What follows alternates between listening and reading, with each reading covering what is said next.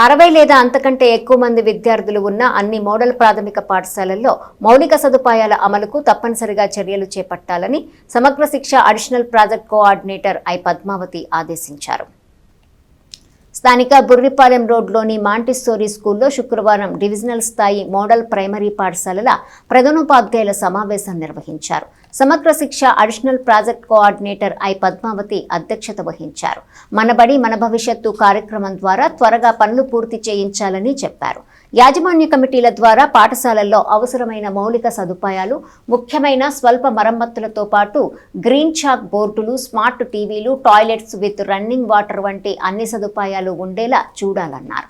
జిల్లా MIS coordinator ఎం సీతారామయ్య మాట్లాడుతూ పనులు ప్రారంభించడానికి ముందు, పనులు జరుగుతున్నప్పుడు, పనులు పూర్తయిన తర్వాత జియో ట్యాగ్ చేసిన ఫోటోలు నిర్దేశించిన యాప్లో అప్లోడ్ చేయాలని సూచించారు. తెనాలి మండల విద్యాశాఖ అధికారులు మేకల లక్ష్మీనారాయణ, జయంతిబాబు మాట్లాడుతూ ఇంజనీరింగ్ అసిస్టెంట్ లాగిన్స్ లో ఎస్టిమేషన్స్ పూర్తి చేయడానికి 8వ తేదీ వరకే గడువు ఉందని గుర్తు చేశారు. ఇండెంట్స్ పెట్టే ముందే పాఠశాలల వారీగా అవసరాలు జాగ్రత్తగా సరిచూసుకోవాలని సూచించారు.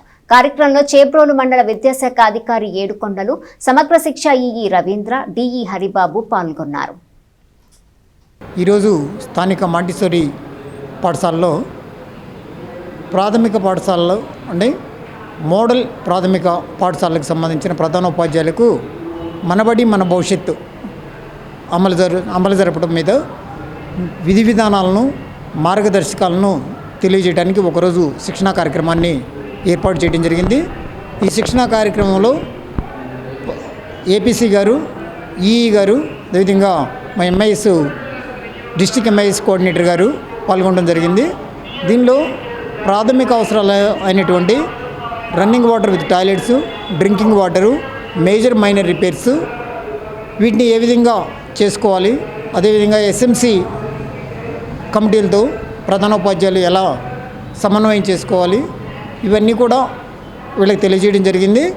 ఈ గైడ్లైన్స్ ప్రకారం ఆల్రెడీ ఎస్ఎంసి అకౌంట్లో ఉన్నటువంటి నిధులను ఉపయోగించి ప్రతి పాఠశాలను జూన్ 12వ తేదీ నాటికి విద్యార్థులకు అన్ని విధాల సౌకర్యాలు కల్పించే విధంగా ప్రణాళికలను రూపొందించి వాటిని ఏ విధంగా అమలు చేయాలనేది ప్రధానోపాధ్యాయులకు తెలియజేశాం.